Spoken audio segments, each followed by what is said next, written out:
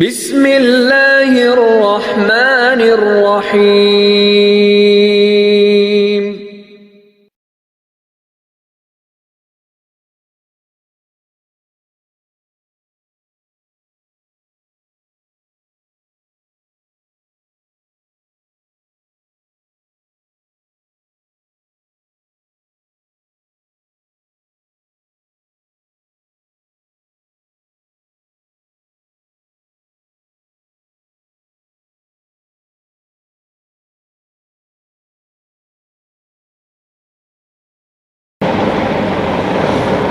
السلام علیکم ورحمۃ اللہ وبرکاتہ۔ الحمد للہ وکفى وسلام علی عباده الذین اصطفى وعلى آلہ المجتبى وعلى أصحابه المقتنع وعلى من اتبع بهداه أما بعد، فقد قال الله سبحانه وتعالى في القرآن المجيد والفرقان الحميد: فأعوذ بالله من الشيطان الرجيم، بسم الله الرحمن الرحيم، هو الذي أرسل رسوله بالهدى ودين الحق ليظهره على الدين كله وكفى بالله شهيدا۔ وقال تعالى: اليوم أكملت لكم دينكم وأتممت عليكم نعمتي ورضيت لكم الإسلام دينا۔ وقال تعالى: إن الدين عند الله الإسلام۔ وقال: ومن يبتغي غير الإسلام دينا فلن يقبل منه وهو في الآخرة من الخاسرين۔ صدق الله العظيم۔ بزرگان محترم اور عزیزان گرامی، اللہ رب العزت نے اس ساری کائنات کو وجود عطا فرما کر یہاں 18,000 مخلوقات کو پیدا فرما کر ساری مخلوق میں سب سے افضل و اشرف حضرت انسان کو بنایا اور انسانوں کو ان کی شرافت عطا کرنے کے لیے، انسانیت کو اس کا عظمت و وقار عطا کرنے کے لیے، انسان کو انسان کے لائق کام سکھانے کے لیے، وہ کام جن کے ذریعے یہ ساری مخلوقات کا سردار بنے، وہ اعمال جن کی وجہ سے سارے 18,000 مخلوقات میں انسان اشرف و افضل نمایاں نظر آئے۔ اللہ رب العزت کا انتخاب ساری مخلوق میں انسان کو پہلا نمبر دینا، یہ پہلے نمبر والے کام بھی کرے، ان اعمال کی، ان تعلیمات کی، ان طریقہ زندگی کی رہنمائی کے لیے انبیاء و رسول کا سلسلہ جاری و ساری فرمایا۔ انسان کی فطرت کو ایسا بنایا جو اسے دیگر مخلوقات سے ممتاز کرے۔ اس کی پیدائش میں مٹی کا عنصر غالب رکھا، اور جنات جو انسان کے وجود سے پہلے یہاں افضل و اشرف تھے انہیں دوسرا نمبر دیا گیا، انسان کو پہلا نمبر عطا کیا گیا، اور اس کی فطرت جیسی بنائی تھی اسی فطرت کے عین مطابق انبیاء علیہ السلام کے ذریعے تعلیمات بھیجی۔ نبی آئے، نبیوں نے انسانوں کو انسانوں کی طرح رہنے کے آداب سکھائے۔ یہ شیطان کے وسوسوں سے، یہ نفس کی شرارتوں سے، یہ حادثات زمانہ کے اثرات سے متاثر ہو کر جب انسانیت کو کھو رہے تھے، جب یہ حیوانیت کی طرف متوجہ ہو رہے تھے اور مائل ہو رہے تھے، جہاں جانوروں کی عادتیں ان کے اندر آ رہی تھی، جہاں جنوں کا سا غصہ اور ظلم ان کے اندر آ رہا تھا، انہیں سکھایا گیا، بتلایا گیا کہ تم انسان ہو اور دیگر مخلوقات سے ہٹ کر نمایاں تمہارے اندر خوبیاں اور کمالات ہونے چاہیے۔ اور انسانوں میں جنہوں نے رب کی تعلیمات کو سیکھا، اسے قبول کیا، تسلیم کیا، انہیں جانا مانا، نبی کی پیروی اور اتباع میں انہیں نبی مانا، اللہ کا صحیح تعارف حاصل کیا اور نبی کی تعلیمات پر عمل کیا، وہ مومن کہلائے۔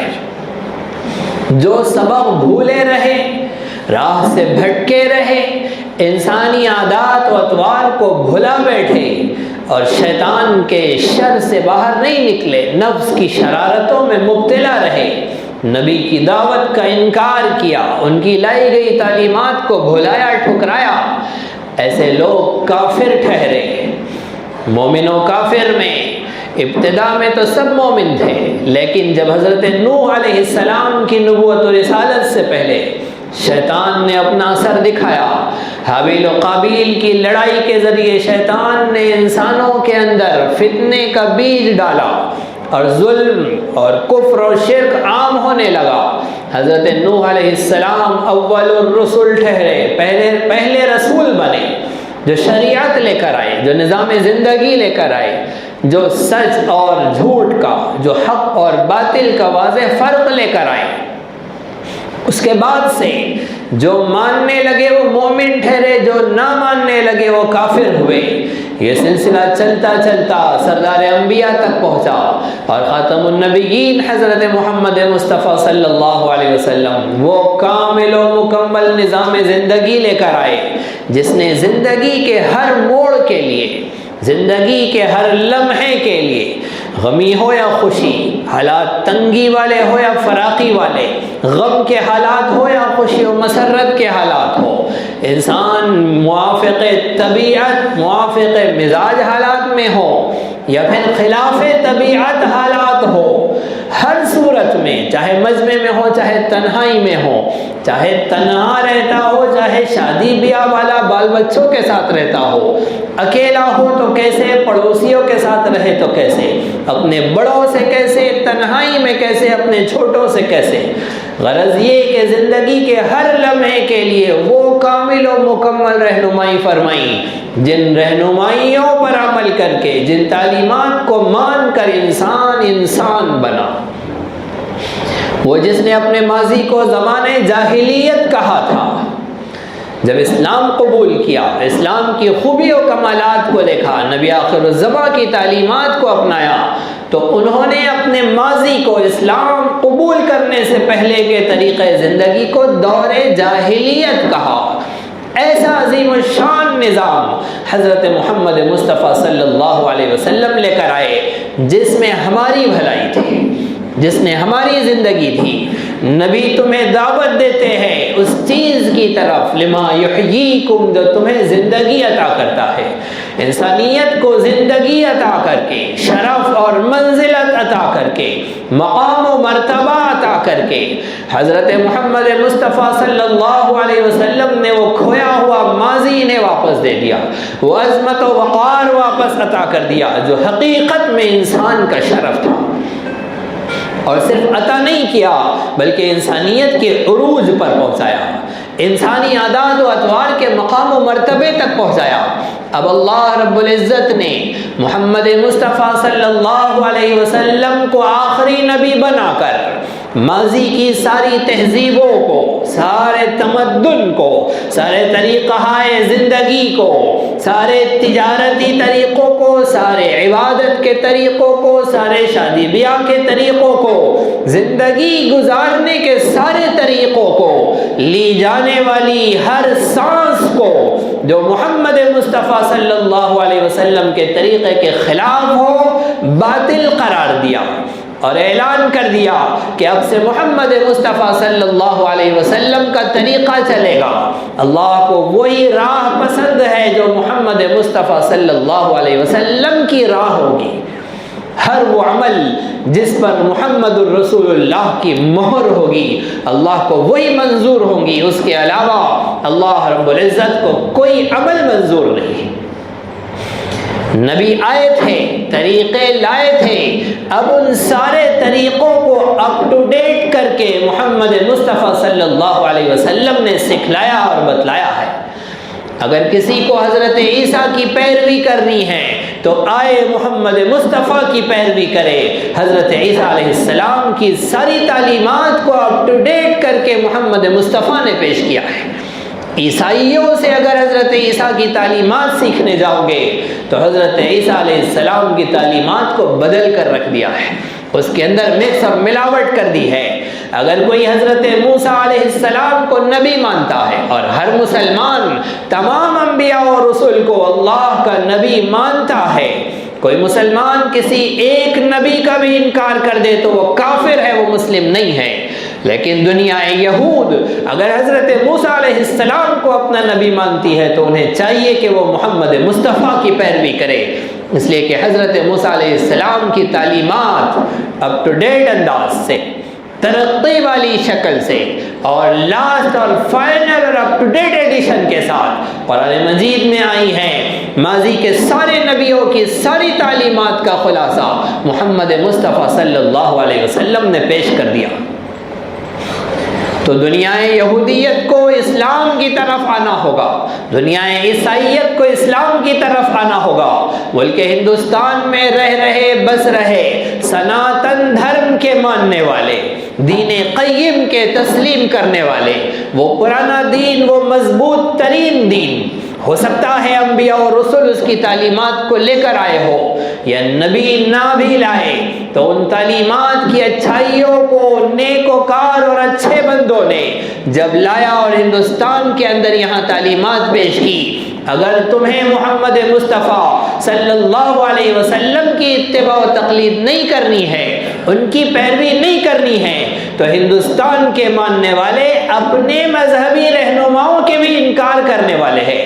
انہیں اپنی تعلیمات پر اگر عمل کرنا ہے، ملک بھارت کے ہندوؤں کو اگر شدھ ہندو بننا ہے اور کمپلیٹ ہندو بننا ہے تو محمد مصطفیٰ صلی اللہ علیہ وسلم کی اتباع و پیروی کرنی ہوگی، اس کے بغیر یہ سناتن دھرم کی باتوں کو بھی ماننے والے نہیں ہیں۔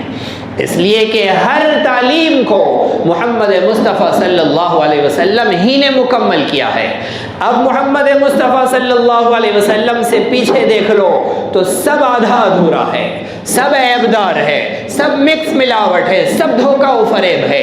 صرف قرآن کریم اور محمد مصطفیٰ صلی اللہ علیہ وسلم کے ارشادات ہیں جو محفوظ ہیں، کامل و مکمل ہیں، جس میں ماضی کے سارے نبیوں کی، سارے سنتوں کی، سارے حکیموں کی، سارے مبصروں کی، ساری انسانیت کے خیر خواہوں کی تعلیمات محفوظ ہو گئی ہے، جمع ہو گئی ہے۔ یہ آخری اور لائق و فائق کامل مکمل دین حضرت محمد مصطفیٰ صلی اللہ علیہ وسلم نے پیش فرمایا ہے۔ تو ساری دنیا کو تو اسلام کی طرف آنا چاہیے، اور مسلمان جا رہا ہے مادیت پرستی کی طرف، مسلمان جا رہا ہے مغربی تہذیب کی طرف، مسلمان جا رہا ہے یہودیت اور نصرانیت کی اتباع کی طرف، مسلمان جا رہا ہے وہ فرانس سے آئی ہوئی شیطانی جمہوریت کی طرف، مسلمان جا رہا ہے یہودیوں کے رائج کیے ہوئے سودی بینکنگ سسٹم کی طرف، مسلمان جا رہا ہے یورپی تہذیب سے متاثر نظام تعلیم کی طرف، جبکہ محمد مصطفیٰ صلی اللہ علیہ وسلم وہ کامل و مکمل نظام تعلیم لے کر آئے تھے، جس نظام تعلیم نے انسانیت کو علم کی طرف لایا۔ دور جاہلیت کا تھا، قرآن نے اس جاہلیت کے خاتمے کا جب اعلان کیا، اور قرآن نے زمانے جاہلیت کو زمانے علم بنایا، زمانے نور بنایا، زمانے ہدایت و ترقی بنایا۔ جب قرآن نازل ہوا، سب سے پہلا کلمہ قرآن کریم کا جب نازل ہوا تو وہ تھا اقرأ۔ اب جاہلیت کا دور ختم ہونا چاہیے، اب علم کا دور ہوگا، اب ایجوکیشن ہوگا، اب ترقی ہوگی، اب انسان انسانیت کی طرف لوٹ آئے گا۔ محمد مصطفیٰ صلی اللہ علیہ وسلم نے وہ دم توڑتی انسانیت کو زندگی عطا کی۔ محمد مصطفیٰ صلی اللہ علیہ وسلم نے وہ جہنم کے کٹے ہوئے گرتے کنارے پر کھڑی انسانیت کو ان کی کمر پکڑ پکڑ کر بچایا۔ محمد مصطفیٰ صلی اللہ علیہ وسلم نے اس انسانیت کو جو انسانیت سے مایوس ہو چکی تھی انہیں امید کی کرن دلائی، انہیں بام عروج پر پہنچایا، وہ ترقی عطا فرمائی۔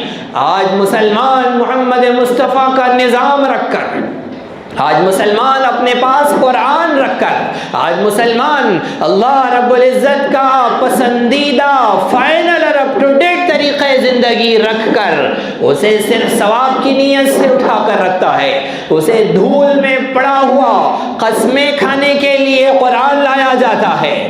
کسی میت کی انتقال پر اصالہ ثواب کے لیے قرآن نکالا جاتا ہے، یا رمضان کی تلاوت کے لیے رکھا جاتا ہے، یا اور ترقی کر کے آگے بڑھ کے محض اس کی تلاوت کر کے ثواب حاصل کرنے کے لیے قرآن رکھ دیا گیا ہے۔ قرآن آیا تھا ہدایت کے لیے، قرآن آیا تھا اللہ کی مرضیات اور نامرضیات سے آگاہ کرنے کے لیے، قرآن آیا تھا اللہ رب العزت کا پسندیدہ اور اپ ٹو ڈیٹ طریقہ زندگی سکھانے کے لیے۔ وہ طریقہ زندگی جس نے یہودیت کو ریجیکٹ کیا، وہ طریقہ زندگی جس نے عیسائیت کو ریجیکٹ کیا، وہ طریقہ زندگی جس نے فرانس کی پیداوار شیطان کی حکومت جمہوریت کو ریجیکٹ کیا، وہ طریقہ زندگی جس نے تمام نظام باطل کو کینسل کر کے ریجیکٹ کر کے ان سب کے خیر کو نکال کر اپ ٹو ڈیٹ ایڈیشن قرآن مجید عطا کیا۔ اس کے لیے قرآن آیا تھا، اس کے لیے اسلام آیا تھا، اس کے لیے محمد مصطفیٰ صلی اللہ علیہ وسلم تشریف لائے تھے۔ مسلمان یہ امانت اپنے پاس رکھ کر دروازے میں کھڑا ہوا ہے، نہ خود اندر جا رہا ہے نہ کسی کو آنے دے رہا ہے۔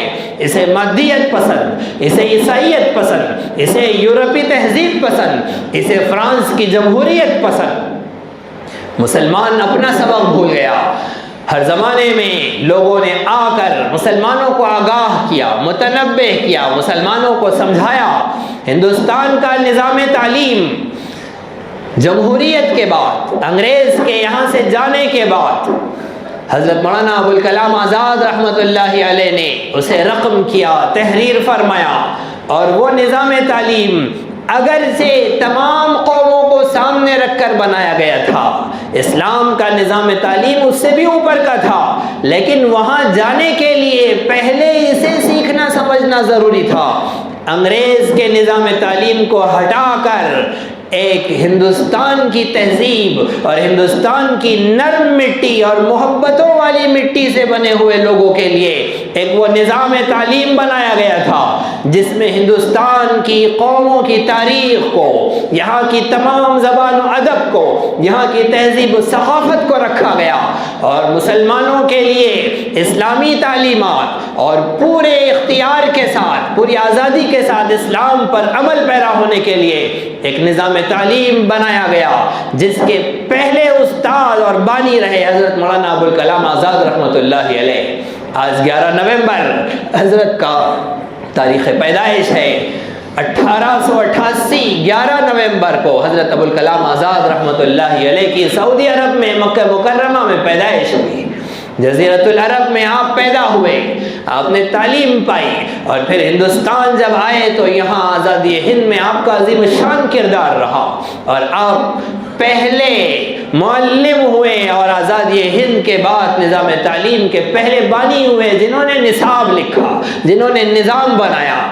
آج حضرت کا نصاب بھی دم توڑ رہا ہے، ان کا نظام تعلیم بھی دم توڑ رہا ہے، اور وہ جو ہندوستان کے باغی تھے، وہ جو ہندوستان کی آزادی کے منکر تھے، وہ جو انگریز کے پٹھو تھے، وہ انگریز کے چاٹوکار تھے، جن کی تحریریں آج بھی موجود ہے، جنہوں نے انگریزوں کو اپنی رضامندی کے خطوط لکھے تھے کہ حضرت ہم نے آپ سے آزادی کے لیے ہندوستان میں ایک قلم بھی نہیں اٹھایا، ایک قدم بھی نہیں اٹھایا، ایک بول بھی نہیں بولا، ہم آزادی ہند کے منکر ہیں، ہمیں انگریز کی غلامی پسند ہے، ہم اس سے راضی و خوش ہیں۔ جنہوں نے ایسی تحریریں دی تھی آج وہ نظام تعلیم لے کر آئے ہیں۔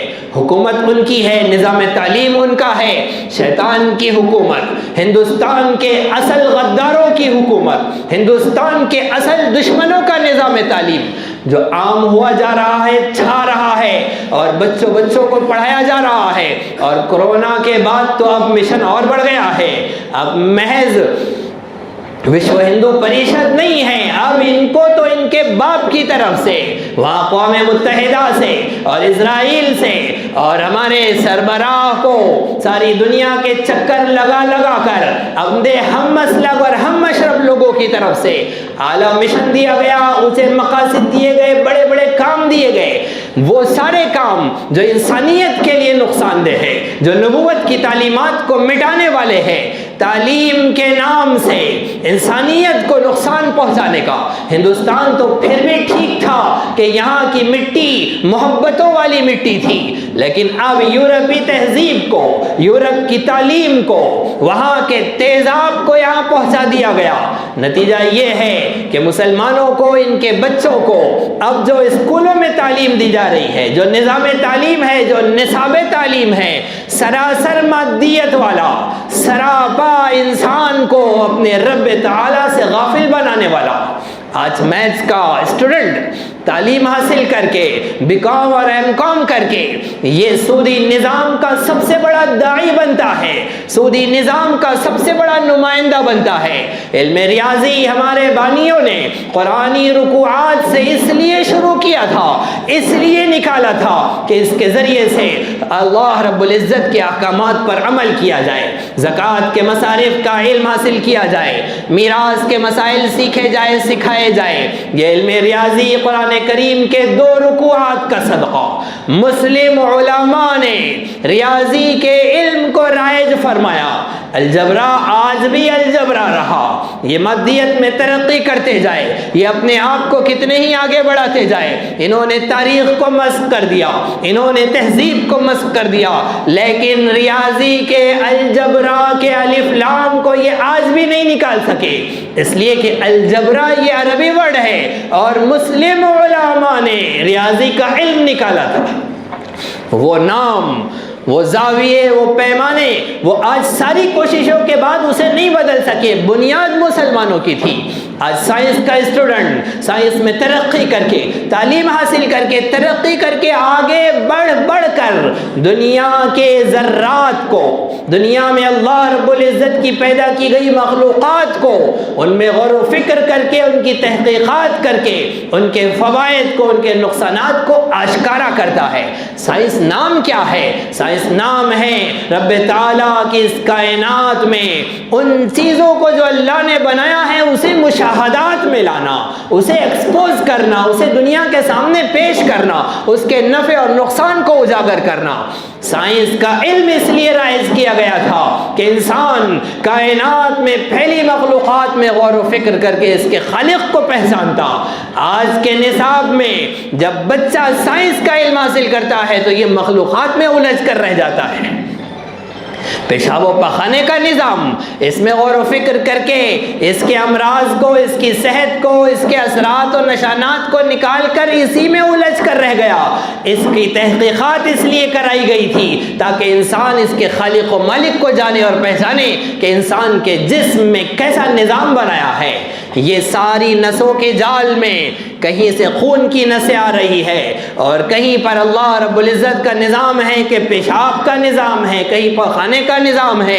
اور ان جانوروں کے اندر دیکھ لیجئے، گائے اور بھینس اور بکری کے اندر پیٹ وہی ہے، اس پیٹ کے اندر نسوں کا جال بچھا ہوا ہے، اور ایک طرف سے خون کی نس ہے، ایک طرف سے پیشاب پخانے کی نس ہے، اور اس کے بیچ میں سے خالص صاف شفاف صحت مند دودھ کی نس اللہ رب العزت جاری کر رہا ہے، جو ادھر سے ادھر مکس نہیں ہوتی ہے، ادھر سے ادھر بدلتی نہیں ہے۔ اللہ رب العزت نے قرآن کریم میں دعوت دی ہے کہ قرآن کریم میں دعوت ہے پڑھو، اللہ کی مخلوقات میں غور و فکر کرو اور اللہ کو پہچانو۔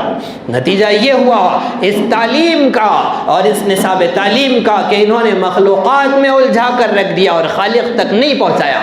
یہ مادیت کا نظام ایک بڑا عظیم مبصر، ایک عظیم الشان شخص مسلمانوں کی آبادی میں پیدا ہوا اور مسلمانوں کی نمائندگی و ترجمانی میں عظیم الشان کردار ادا کیا، اور مسلمانوں کو مغربی تہذیب سے بیزار کرنے کے لیے، مادہ پرستانہ تہذیب کا صحیح نقشہ کھولنے کے لیے، اور مغرب کے نظام تعلیم کی زہرناکی کو، اس کی تیزابیت کو، اس کے اثر و رسوخ کو اجاگر کرنے کے لیے اور مسلمانوں کو اپنا ماضی یاد دلانے کے لیے ایک عظیم الشان کارکردگی و کردار ادا کرنے والا 2 دن پہلے 9 نومبر کو جن کی پیدائش تھی 1877 9 نومبر، حضرت ڈاکٹر علامہ اقبال رحمۃ اللہ علیہ کی شخصیت 2 دن پہلے یوم اقبال منایا گیا۔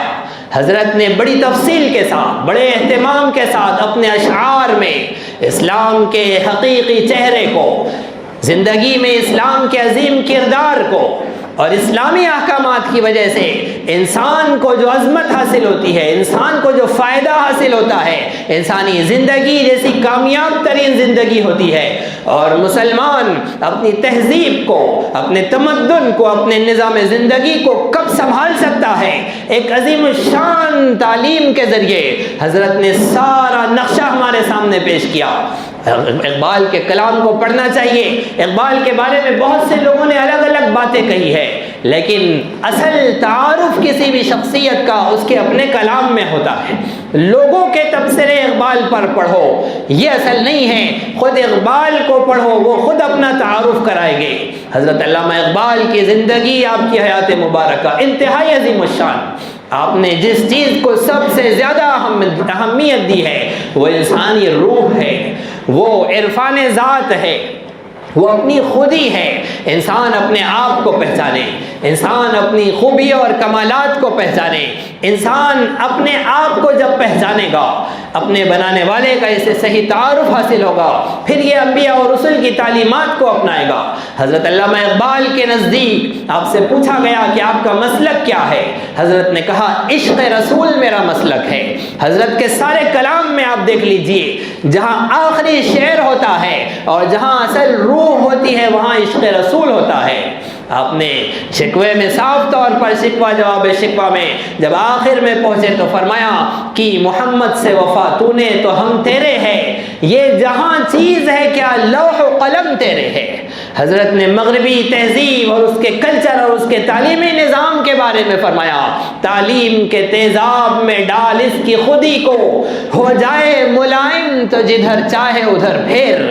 تعلیم کا تیزاب ہی ایسا ہے، تاثیر میں اکثیر کی مانند ہے یہ تیزاب۔ مغربی تہذیب ایسی تاثیر رکھتی ہے کہ اکثیر کے اندر بھی وہ تاثیر نہ ہو۔ حضرت علامہ اقبال نے ان سے پہلے کئی سال پہلے اکبر الہ آبادی نے کہا تھا یوں قتل سے بچوں کہ وہ بدنام نہ ہوتا، افسوس کہ فرعون کو کالج کی نہ سوجھی۔ یہ کالج کا نظام، یہ مغربی تہذیب کا نظام، یہ مادیت کے اندر ڈھالنے کا نظام، جو کالج کی تعلیم، کالج اس لیے نہیں تھے، کالج کیا تھے؟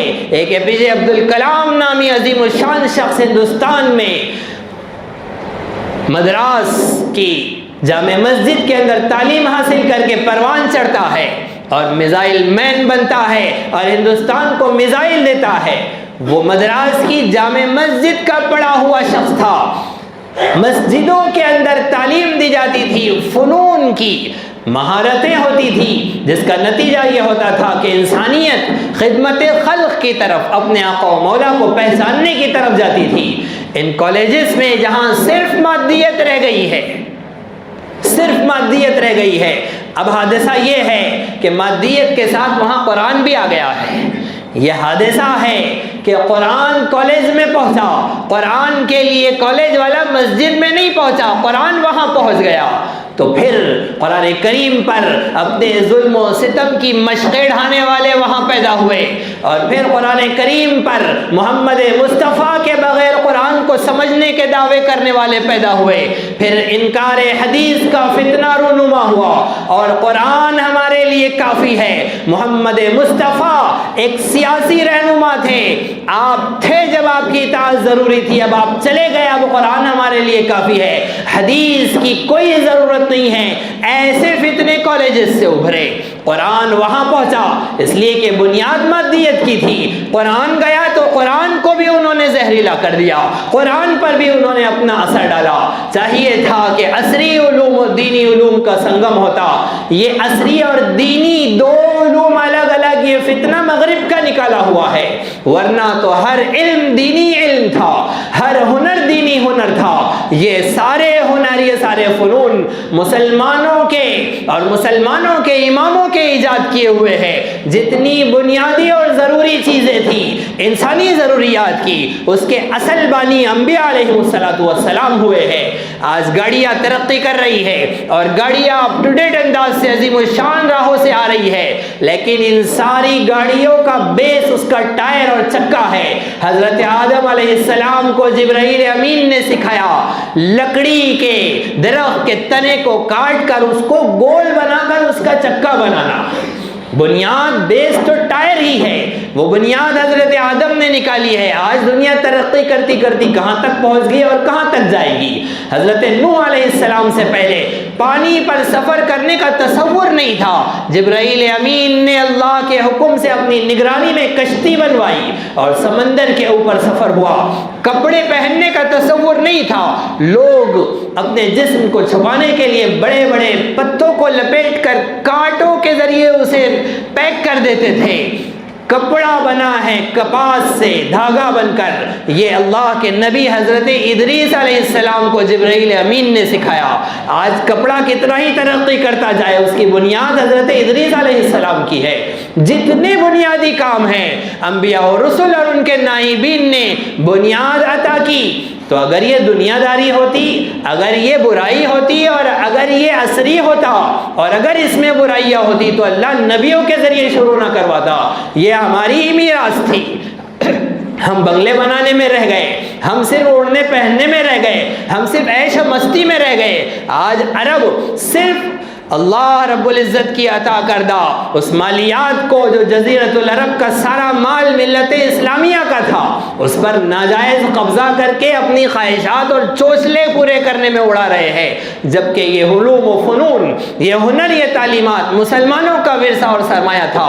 ہندوستان کی سرزمین پر آزادی ہند کے بعد ابوالکلام آزاد جیسا شخص اور اکھنڈ بھارت میں علامہ اقبال جیسا عظیم الشان شخص، یہ مبصرین پیدا ہوئے جنہوں نے عصری علوم و فنون والوں کو دین کے سے جوڑنے کی، اللہ اس کے رسول صلی اللہ علیہ وسلم کی تعلیمات سے جوڑنے کی، اور عصری تعلیمات کے اندر دینی پیرائی کی عظیم الشان کارکردگی و خدمات ادا کی.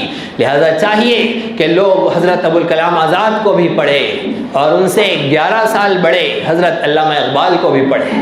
11 سال 2 دن حضرت علامہ اقبال بڑے تھے. یہ 2 بڑے عظیم الشان محسنین ہیں ملت اسلامیہ کے، جنہوں نے عظیم الشان کردار ادا کیے. آج حالات حاضرہ کے تحت ان 2 عظیم الشان شخصیتوں کا تذکرہ بھی ضروری تھا. لہٰذا ان کی کتابوں کو، ان کی تعلیمات کو پڑھا جائے. ابوالکلام آزاد نے سورۃ الفاتحہ کی تفسیر لکھی ہے، ام القرآن کے نام سے وہ کتاب مارکیٹ میں ملتی ہے. ویسے ترجمان القرآن کے نام سے 18 پاروں کی تفسیر حضرت نے کی. بڑے عظیم الشان مفسر رہے ہیں، لہذا ان کی تفسیروں کا بھی مطالعہ کیا جائے. ام القرآن کو، سورہ فاتحہ کی تفسیر کو پڑھا جائے، اور تعلیم کے لیے جو انہوں نے لکھا ہے اسے پڑھا جائے. حضرت علامہ اقبال کو پڑھا جائے. یورپ نے تو اقبال ڈے پر بھی پابندی لگائی ہوئی ہے، اس لیے کہ علامہ اقبال جیسا شخص ملت کو بیدار کرنے والا پیدا ہوا تھا. ایسے شخص اگر زندہ رہے اور مسلمان اپنے ہیروز کو پہچانتے رہے اور ان کو پڑھتے پڑھاتے رہے تو یہ اپنا بھولا ہوا سبق یاد کر کر لیں گے، اپنے پیدائش کے مقصد کو سمجھ جائیں گے۔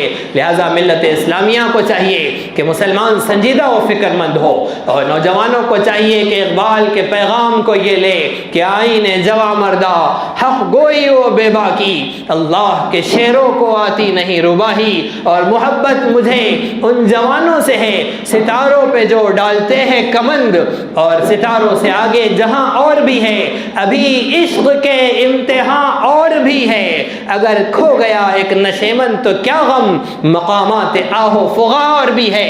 اور حکومت کے تلوے چاٹنوں کے والوں کے لیے اور ان کی چوکھٹوں کو اپنا مسکن بنانے والوں کے لیے اقبال نے کہا کہ تیرے صوفے ہے افرنگی، تیرے قالی ہے ایرانی۔ حضرت علامہ اقبال نے ان کے بارے میں کہا کہ نہیں تیرا نشیمن قصر سلطانی کے گنبد پر، مسلمان سے کہا کہ قصر سلطانی کے گنبد پر بھی تیرا مسکن و نشیمن نہیں بننا چاہیے۔ ہم نے تو حکومت کے وقت کی چوکھٹوں پر اپنے نشیمن بنا رکھے ہیں، ہماری پیشانیاں ان کے سجدوں سے تھکتی نہیں ہیں۔ حضرت نے کہا کہ نہیں تیرا نشیمن قصر سلطانی کے گنبد پر۔ اگر اقبال کی جگہ آج کا شاعر اگر پیش کرتا شعر کو تو کہتا نہیں تیرا نشیمن قصر سلطانی کی چوکھٹ پر، اس لیے کہ چوکھٹ پر ہے اس کے بھی نیچے اتر گئے ہیں۔ یہ صورتحال ہے ملت اسلامیہ کی، جو انسانیت کو کی رہنمائی کے لیے آیا تھا۔ آج ہم ان کے پیروکار بن گئے ہیں۔ کر سکتے تھے جو زمانے کی امامت، آج وہ خود اپنے زمانے کے ہیں پیرو، آج ہم زمانے کے پیروکار بن گئے، جبکہ زمانے کی امامت ہمارا ورثہ تھا، ہماری شان تھی۔ اعلان ضروری ہے درمیان میں، آپ جانتے ہی ہیں الحمدللہ یہاں سے ایک عظیم شان کردار تعمیر ملت کے تحت اپنے شہر اورنگ آباد میں ادا کیا جا رہا ہے، جو خدمت خلق اور انسانیت کی خدمت اور ان کے لیے رہنمائیوں کے سلسلے میں بہترین کردار ادا کر رہے ہیں۔ کھانے پینے کی ضروریات گورنمنٹ ہاسپٹلز میں اورنگ آباد میں پھیلے ہوئے جتنے دواخانے ہیں، 7-8 دواخانوں کے اندر الحمدللہ یہاں سے مریضوں کے لیے ان کے رشتہ داروں کے لیے کھانا پہنچایا جاتا ہے۔ یہ سب آپ کے تعاون سے ہو رہا ہے۔ نوجوانوں کو روزگار کی فراہمی کے لیے تلاش کر کے روزگار کے مواقع معلوم کیے جاتے ہیں اور اس کے اعلانات لگائے جاتے ہیں۔ مسافروں کے لیے مسافر خانہ ہیں، بے نکاحی لڑکے لڑکیوں کے لیے ان کے بہترین عمدہ رشتوں کے رابطے کا کام بھی یہاں سے ہوتا ہے۔ شہر سے ایک طرف اس آبادی میں یہاں تعلیم کا نظم، قرآن کریم کی تعلیم، سنت نبوی کی تعلیم، رسول اکرم صلی اللہ علیہ وسلم کے ارشادات و تعلیمات کو اور اسلامی طریقہ زندگی کو یہاں سے سکھایا جاتا ہے، یہاں کے بچوں کو پڑھایا جاتا ہے، اور بھی بہت سارے خیر کے فلاح کے کام ہیں۔ میرے بائیں جانب باہر صحن میں ان کا آفس ہے، وہاں جائیے اور وہاں جا کر تحقیقات کیجیے اور مسلسل تعاون کا راستہ ان سے استوار کریے، تاکہ ان کی مسلسل روزانہ کی کوششوں میں ہمارا روزانہ کا تعاون ہو اور ہم ان کے ساتھ خیر کے ساتھ جڑے رہیں۔ جلدی جلدی ان کا تعاون کریے تاکہ نماز کا وقت ہو رہا ہے۔